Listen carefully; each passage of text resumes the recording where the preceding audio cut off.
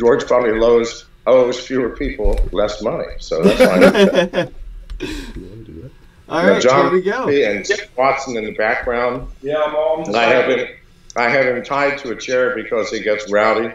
I will stuff his mouth if he gets out of control. So. I was going to say, I hope you use a few good knots, man. All right, we're live, guys. How goes it? I'm Ken Bozak, here to talk about Bitcoin and Bitcoin accessories. I'm here with my buddy Sean. Hey, Shawnee Bear here from Just Learn Crypto, and we got John McAfee on the show today. How goes it, John? Thanks for joining us.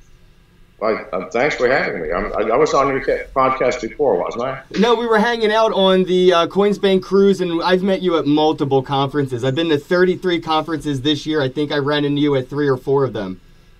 Well, I'm surprised, having met me, that you actually want me on your program. You doubt either your intelligence or your sanity. I have to say that goes likewise. I can't believe you agreed to come on the show. Don't your guys vet people like me? Yeah, we're kind of fucking weird over here, man. Good point. I hadn't thought of that. So I wanted to dive in first off with some of the older stuff that, you know, I just feel like the elephants in the room, working with things like BitFi Wallet and MG Sentinel and stuff like that. Now you're doing the McAfee Alliance. I would love for you to kind of dig into what happened with the MGT and the BitFi and what you're doing now going forward with the McAfee Alliance. Well, the Alliance is basically an anti-corruption campaign. The last thing in the world that I want, and the last thing in the world that all crypto enthusiasts should want, is regulation from governments and governmental agencies before we get working distributed exchanges. Now, why did I make that caveat? Because after we get distributed exchanges that are truly functional, I do not give a shit what regulations, legislations governments want to do. They cannot enforce it. Let me give an example of the ridiculousness of government laws, government legislation. In America, in an overwhelming majority of the states, the law says we may not smoke weed. Yeah. Well, I know somebody that smokes weed. I bet you know somebody who smokes weed. Well, you know me. You know me. Okay, fair enough. You cannot regulate things that you have no power to regulate. Yep. When the overwhelming majority of your populace is doing something, game over. Drop those rules and regulations. Yep. Once we get distributed exchanges, how are governments going to shut us down? Right now, all of our exchanges are centralized. They have offices, servers, massive staff. You can do any number of things. Go in and arrest everybody. Cut the electricity off. Set fire to the servers. That exchange is fucked. When we have distributed exchanges, how do you turn that off? Well, they're on 10 or 20 million smartphones, laptops, pads, desktop PCs. You cannot shut it down. Yep. So make whatever regulations you want. I don't give a shit. But for now, we have to prove, in order to delay whatever tactics they have, that we can police ourselves. Yep. We can regulate ourselves. That we have a conscience, that we're trying to protect all crypto users. So it's an anti-corruption campaign. We have 20 of the major crypto companies that are members of the Alliance so far. We have 2 million people who are supporting us. So we are doing the best that we can to delay whatever regulation is coming, and we are going to we will have to self-regulate. That doesn't mean that we need power or police. We don't need to shut anybody down. If all of the information about that, whatever it is, exchange, company, is known and available, then make a choice. What do you see as the best case scenario for regulations? Like, do you see any good regulations coming in that are going to help the space? No, listen, what is regulation? It is the least common denominator protector. Regulation protects idiots, fools, the people who should not be involved in. But they also restrict you because they apply to you as well, and you may have a brain. Right. You actually know what the blockchain looks like. You may actually have a deep understanding of the flow of cryptocurrency and its prices. Cool. Do you need regulation? I don't. Neither do you. it protects those that we cannot protect. Yeah, exactly. The Darwin Awards, the guys that need to be Darwined out. You know, when people say regulations, I hear warning labels on rat poison bottles. If we have to put a do not eat label on a bottle of rat poison, I say we got to start hand feeding them to people. And so you would agree with Vitalik then? All these centralized exchanges are going to go to hell. Well, yes, they are, and they should, because they're our weak link. Yep. If all the centralized exchanges were shut down, we would be shut down. We cannot allow that. We have to keep demonstrating so that, because you can't pass a regulation without allowing, quote, the people, even though we have no power, we do have rights. We have the right to speak. We have the right to appear. We have the right to present evidence. We only need 6 months. 6 months. And then we will have true distributed exchanges. Absolutely. I couldn't agree more. And I kind of wanted to segue a little bit towards, like, you brought up a good point there where you're like, we have the right to speak, we have the right to appear, we have rights. And unfortunately, in your instance, you sometimes are withheld these rights. I was at an event recently in Atlantic City in New Jersey, and there was death threats on you, so you weren't really able to appear. You had to call in from an anonymous location. I'm wondering, are you still going through this problem of people threatening you, and how is this being handled so you can make appearances? Because it was awesome seeing you on the cruise, and I really feel like your appearance at these conferences changes the vibe from a shit show fest to an enthusiastic environment to be educated. So I would like to keep seeing you at these events, and hopefully, you know, we don't have to worry about these threats on your life. But I would like to know, was there anything that ever came of that? Did we find anything out? Is there anything that we're working on to make sure you're safe at these events? Well, Jimmy later can tell you that we had death threats 9 days ago. We had lockdown on the property. People actually called saying, we're coming. I told Jimmy, if they called, they ain't coming. The world doesn't work that way. Yep. But our government tries to silence me through intimidation, through following me with black SUVs, you know, strings of them, monitoring and tapping my phones. This is the way it is. And I have always spoken out against my government, not because I do not like America. I love America. I was born in 1945 and grew up under Dwight D. Eisenhower, a name you may not even know. One of the greatest of all U.S. presidents, who warned us when he left office, please beware of the military-industrial complex. What is that? That's the financial structure of our country. And so 2 years ago, I went on CNN for 15 minutes and debated the FBI about their demand that Apple give them a back door.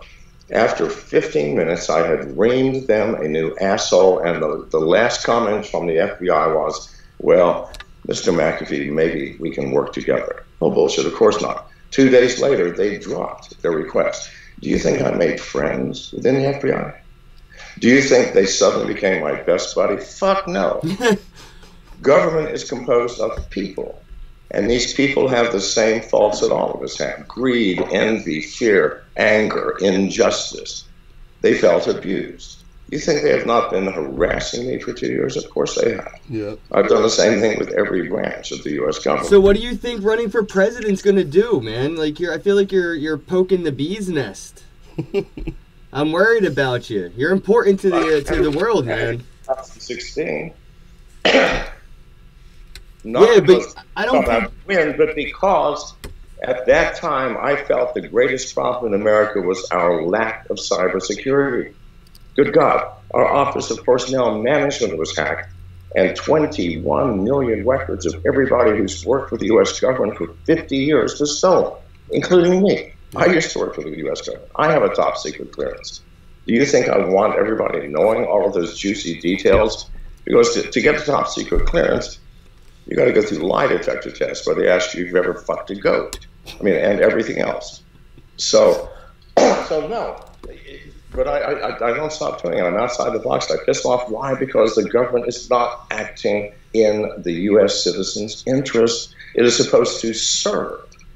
I can't remember the last time my government served me. I served them, working 4 or 5 months a year for them and giving them my money. They don't serve me. Our government has become incomprehensibly complex and corrupt. Why? Power corrupts. They have absolute power, and absolute power corrupts. Absolutely. Yeah. So hell, everybody's after me. Now, maybe they can't whack me in the streets, but they can certainly confine me, intimidate me, threaten, which they do constantly. Yeah. Well, if you don't make it as President of the United States, would you ever consider running for Prime Minister of Canada? I don't want to be in politics at all. I want the national stage this time, because I got on the national stage last time. Yep. I want to get to the debates this time. Yeah. So I can tell the world what the promise of the blockchain and cryptocurrency is in the effort to bring freedom and power back to the people. Because it can if we do it right. It can if we make all the right steps. It can if we avoid government regulations. If we regulate ourselves not through force, but through information. And if we truly believe that this is going to do something for our children and grandchildren, then God, please, people, get on board and fight. Not with fists or your guns, but with your minds. With your minds. Well, that's why education is so important right now. I mean, people just don't understand what's going on. They don't understand this technology that we have here and what it means for the world. And, you know, that's why me and Ken started JustLearnCrypto.com out of Canada here, so we could start teaching people how to avoid scams, how to get into crypto, and how to do it smart and do it safely. You know, it's not all about trading and making money and Lambos and going to the fucking moon. Like, it's way bigger than all of that. And I think you're, more than anyone, someone that understands that. So, well, here's the issue. You mentioned scams and things. Please God, we cannot protect the totally stupid. Now, how many people are imitating Elon Musk? Oh my God. Me, thousands. Vitalik, thousands. Now, they come on to all of my posts, everyone, and go, hi, Elon Musk, I'm giving away Bitcoin. Send me a tenth of a Bitcoin, I'll send you a full one. Yep. How many people who have reached the age of 18, a closet, would not know that no one ever gives money away to a total stranger for any people reason? gotta learn lessons the hard way. Pardon? I said sometimes people got to learn that lesson the hard way. Yes, and so we can't help them. Yeah. Let them. Now, I get DMs every day going, you didn't send me my money. Whoa. And I go, my first question is, how old are you? Okay. And I go, listen, do not contact me again. I'm blocking your ass. But no, every day I get this. So people who are that out of the mainstream of human intelligence, we can't protect. Please God. Maybe God or Irish luck or something will save their sorry asses, but we can't. Speaking of stuff like that, you know, I really wanted to talk about some of the other things that are happening in the world right now, kind of segue it towards crypto. You know, you do a lot of tweeting, and Twitter's kind of like the biggest resource for finding out what you're up to and keeping up and track with you. And you used to post pretty publicly promoting, you know, cryptocurrencies and blockchain projects. And, you know, you were posting that you were charging like a couple $100,000 to talk about things. Recently, the SEC just came at Elon Musk for no reason over some tweets, and he settled for millions. Are you a little worried that the SEC could be coming for people that are on Twitter talking about blockchain projects? Yes, but please, what can they do to you, the users? Nothing. What can they do to me? I've already published my address and phone number. I went public 2 months ago by divulging the content of an SEC subpoena that was delivered to me 2 years ago. My man. Unjustly, illegally. That's a felony. I went on and did it on my Twitter, and I said, SEC, you know where I am, come get me. Yeah. Nothing has happened. They can't arrest me, because I'll go back on CNN and ream them, a new asshole. So all they can do is harass me. And my fear might be remove me. I don't know. I feel like if they harass you, you have a good chance to sue their asses, and a lot of people would back that. Yeah, you can come hide out in Canada with us, man. And by the way, I'm in the middle of breakfast. I have here a glass of pure scotch. It's a big fucking glass, man.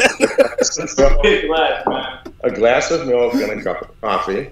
This is my breakfast along with a cheese sandwich, which I'm eating now. So if it disturbs anybody, look away while I chew. No, man, not at all. We're actually about to have Thanksgiving dinner in Canada today, so it's totally fine. Yeah, go ahead. I know you had a question, Sean. I was just curious if you've ever been to Canada, and do you have any like funny stories? I've been to Canada many times. I don't have any funny stories, I can promise you. You've never been to Quebec then, I can tell you that much. I've been to Quebec once, and I got a pizza and a new room massage with a happy ending, completely legal, on the books. On mushrooms. On mushrooms. I was on mushrooms and thought it would be a good idea. I have a very important question. What does Thanksgiving mean in Canada? Did you guys rape a bunch of Indians? I looked into it because Ken asked me the same question. Yes, I did. And apparently in Canada, the reason we have a Thanksgiving is to like kind of piggyback on you guys' I'm sorry, but we do it to honor the way of life of the indigenous people. They were all about family, being thankful, eating good food, bringing family together. And so I think in Canada, we do it to honor them. So you copy-paste our holiday white paper. We're basically saying sorry for you guys. We're like, sorry that these fucking Yankees are underneath us and they fucked your shit up and we're going to have a turkey dinner. It's a sympathetic holiday, John. Yeah. Okay, thank you. You're welcome. So we were on the CoinsBank Cruise together. I wanted to get your most memorable moment. I know you were the DJ with Brock Pierce, and there was a lot of things that went down. I'm pretty sure, I don't know if you were on the helicopter tour, but we ended up getting a helicopter ride in Monaco. What was like your most memorable moment of that conference? Because a lot of went down for the McAfee Alliance and with you. Well, you know, the cruise was a surprise. It was the CoinsBank set it up. I think they spent $500,000 on it. At least. They did the helicopter tour, the private yacht cruising. They had us all traveling in bulletproof limos. They brought their own Russian guards, which when I saw them, I told my guys to get lost because it was my guards were super. Jimmy's going. Jimmy, show your arm here. That was embarrassing as shit, man. Come on, show your. No, man. Like cannon. It's like fucking muscle. I was embarrassed to say he was my security guard when the Russian security showed up. They treated us at their private hotel in Barcelona with caviar, and not the cheap shit that we get here in Canada. No, the $500 for the tiny cans, of which we ate probably 20 cans a morning, every meal, breakfast, lunch, and dinner. Champagne. It was fucking incredible. It sounds like you had a really different trip than us. Sounds like you had a way better time than us. This is what impressed me. Jimmy's going to pick it up. This is what impressed me more than anything else. They made, CoinsBank made a one-off doll of me. I didn't see that. Not piss somebody off. A doll, I'm a doll. However, Jimmy's going to pick the thing up, and I'm going to show you the amount of workmanship these guys. Me and Ken just got strip searched. That's all we Oh, shit. That is awesome. Badass. Bitcoin, no, this is a Bitcoin thing. Okay.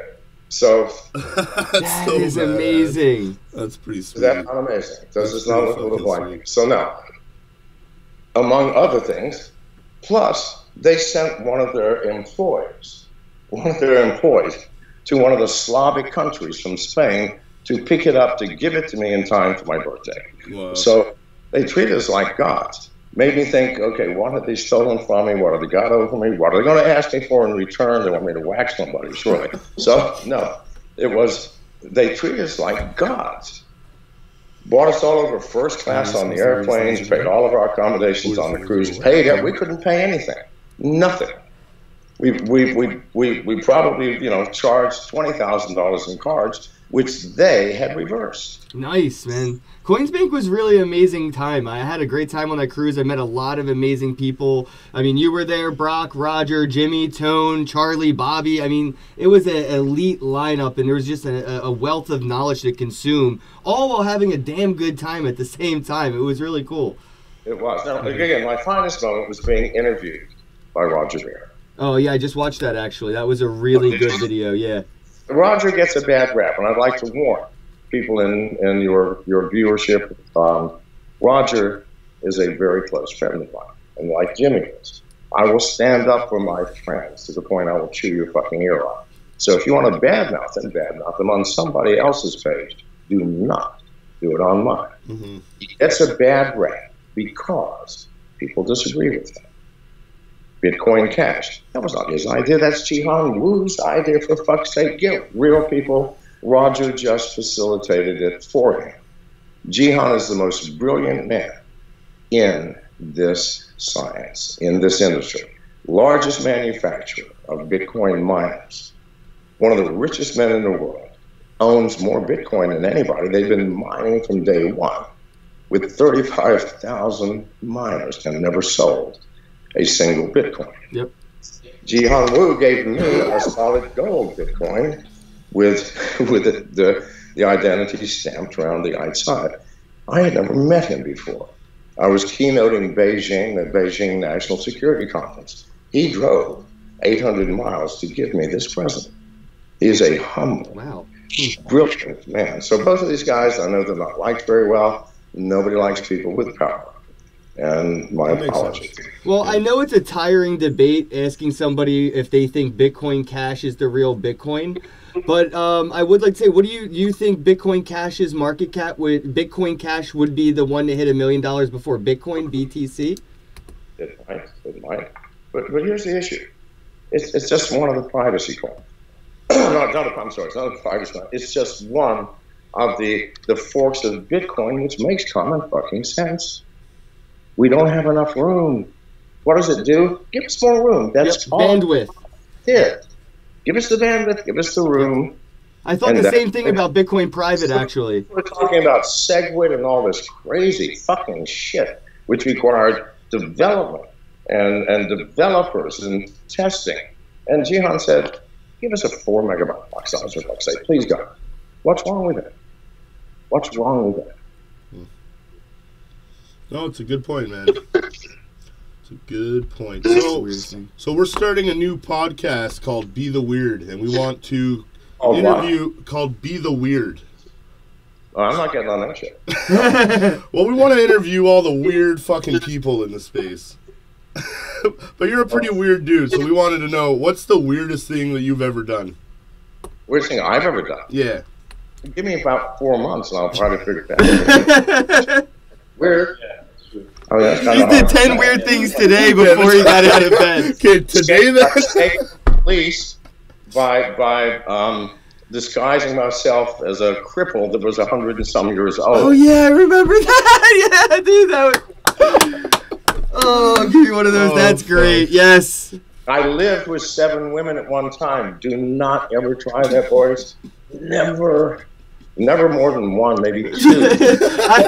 3 if you got serious courage. I'll give you an example. I go to town down in San Pedro. I motorboat back up. All 7 of them. They live in different houses on my compound. All 7 of them will have cooked dinner. I cooked you dinner. Try eating 7 fucking dinners every goddamn day. Oh, man. If you didn't, you would lose your balls at 3 in the morning when you slept. I don't know. That's a strange question. I got banned. Yeah, Jimmy gets banned from everything. Yeah, so when Jimmy and I go out, and Jimmy's one of these men who are on the fucking edge. He's got the most beautiful wife I've ever seen, Leah. Extremely smart. Why she's with him, big fucking mystery. I don't know, but she is. And she loves him dearly. So now, Jimmy, when he goes out, if some man just talks to her, he comes up, grabs the guy by the back of his head, and slams his face into the bar.